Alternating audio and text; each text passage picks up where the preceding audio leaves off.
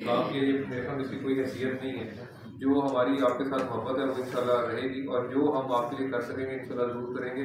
Because the reason is कि आप वो लोग हैं जो सच का साथ देते हैं और सच को जो है ना लोगों तक पहुँचाते हैं। तो ये एक बहुत बड़ी बात है।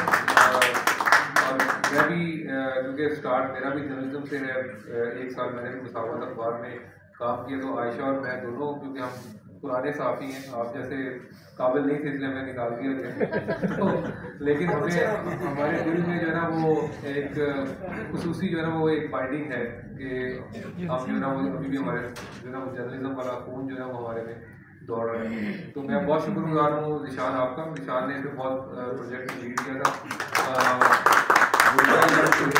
गुरेगा जो है वो नर्स हैं, उनका बहुत शुक्रिया बताने का, और आप सबका बहुत शुक्रिया, खास तौर पर सरदार साहब का इतने शॉर्ट टाइम में जो है ना वो तशरीफ लाए, बहुत शुक्रिया सर। Thank you.